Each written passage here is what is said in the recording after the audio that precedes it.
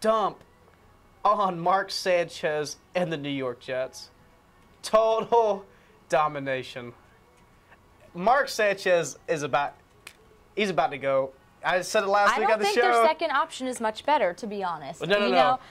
When I say he's got to go, I don't think right now, like, it's not going to be like bench, like Michael Vick or anything like that, because, like, Tebow is a playmaker, like I said on the show last week, but if I think they really want to get things going, they got to find somebody. I don't know who, but they got to find somebody. I don't think Rex Ryan's on the hot seat. I do not think Sanchez or Tebow is the answer for that team. Not now, not anytime. I don't think it's going to happen. I think that last game against Miami, I mean, Miami is definitely doing decent. They're improving, but they're not an elite team, let's be honest. So for them to take a loss like that against a team like Miami. The way they lost was bad. It's not that they lost, it's the way they lost. My God. It wasn't a winnable game for them. I mean, it was ugly.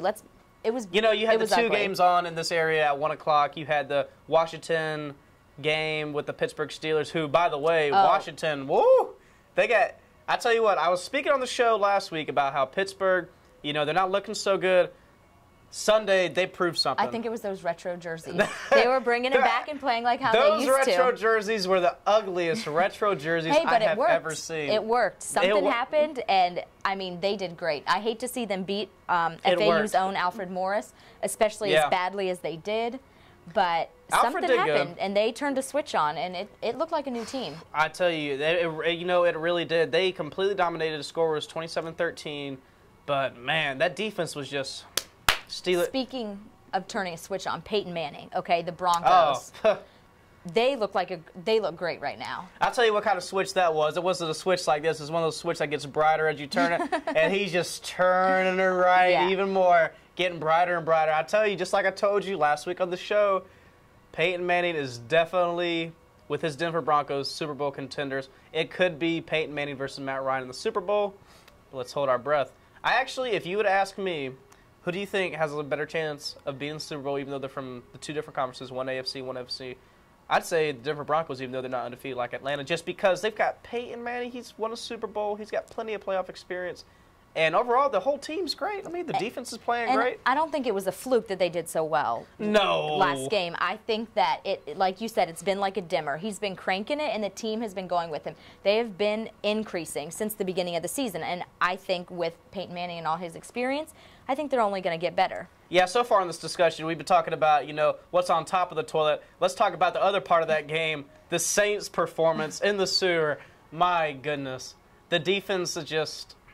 They're speechless is really the best word. Words can't describe, and I understand because they don't have the coach, and then their interim coach got, like, suspended. I mean, and they have a lot of issues. Yeah, definitely. So, and it's looking ugly for them. It really is, because Drew Brees is a very talented quarterback, and that offense, I believe, even though they didn't show it last night, which Denver's defense is exceptionally well, so that's kind of a hard team to show it against. But, I mean, the Saints could be winning a lot of games that they're losing. Like, they beat my Tampa Bay Buccaneers 2 weeks ago. They used to be one of the elite teams not too long ago. Last year. I mean, you know, the Saints, watch. I predict the Saints, when they get Walter Payton back next year. Oh, I'm sorry. Walter Payton, we're going back into the day here. Sean Payton back. That's their head coach. Next year, things are going to be different. Saints may be on top of the division, fighting with Atlanta, possibly the Buccaneers. But while we're talking about the NFC South real quick, let's talk about the Panthers. Another fourth quarter loss. You know, it just... Cam Newton just... You know... Get your Kleenex. It's not... The thing about Cam Newton is he's putting all the blame on himself. And you see how just like... Oh, just so beat he is in his conferences. I think he needs to keep in mind he's a young player. I mean, the guy's 22 years old.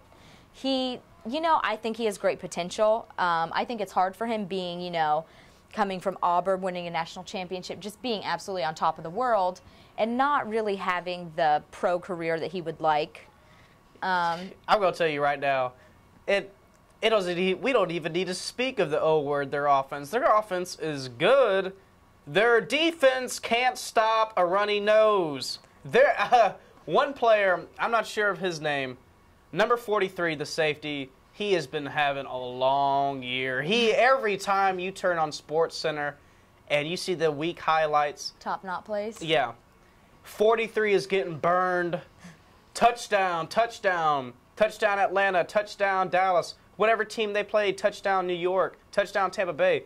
All these things are just going over 43's head. The entire Carolina defense is terrible. That's why they're losing games. Cam Newton, it's not your fault.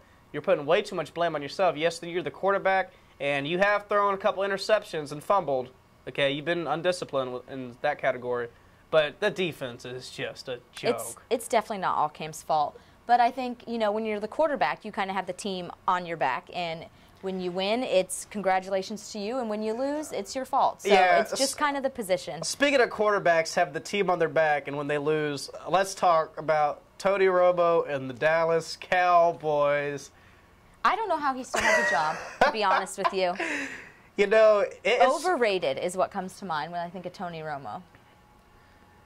It's not even overrated because whoever said this guy was like, he still has his job. I mean, if you go to Dallas, they love the guy. He's got way too much job security. He's been with this team for years now. I mean, I watched this guy I'm a sophomore in college now. I've been watching him all through high school and stuff. He lost that one playoff game because of a little bad snap, okay? And everybody was thinking when he returned to the starting quarterback the next year, oh, he messed up that year, and now he's going to be back. And guess what? Nope, didn't make the playoffs. One year, they finally went to the playoffs, beat the Eagles in the first round, lost the Minnesota Vikings in the second round, which that was the year Brett Favre was there, and they were a great team.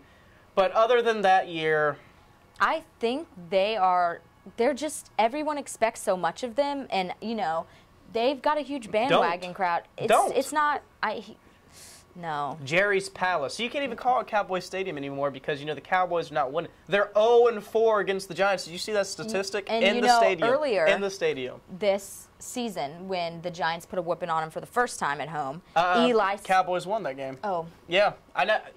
Surprising, right? You win in the Meadowlands opening night. It was on Wednesday, weird.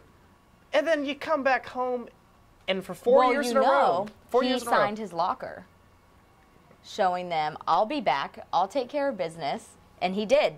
Yeah. Taking care of business, Jason Pierre-Paul. My God. Just when I saw that pick six in the first half, I was thinking to myself, pooh, there it goes again. But, I mean, credit to the Cowboys. They came back, didn't finish it, and, that was a great pass to Des Bryant in the end zone. Des Bryant's, his dang wrist hit the line, so it didn't count.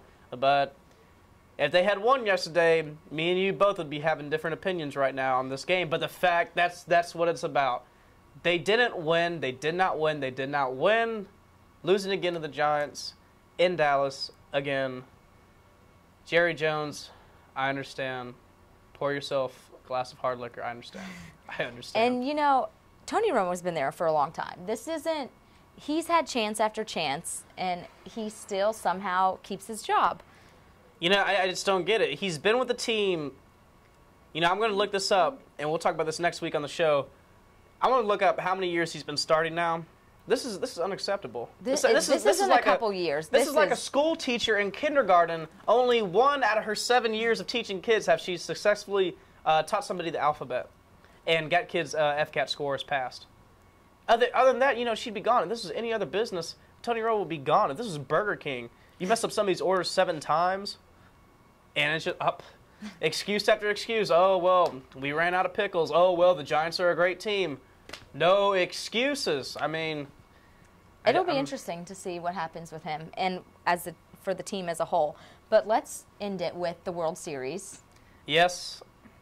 Giants sweep. Yeah, I was about to say New York Giants. San Francisco Giants, they swept the Detroit Tigers. The Detroit Tigers. I don't even think the Tigers showed up, to be honest with you. I was looking for them. They weren't there. I mean, they just got ran out of the World Series. I mean, that's pretty embarrassing. And, no one ever really considers San Francisco an elite baseball franchise.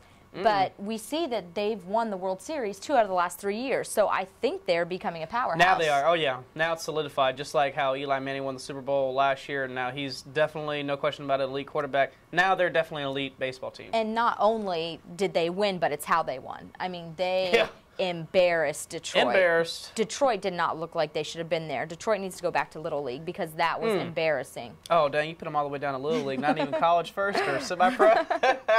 Little League boys are going to be at the little batting cages with the thing coming at them.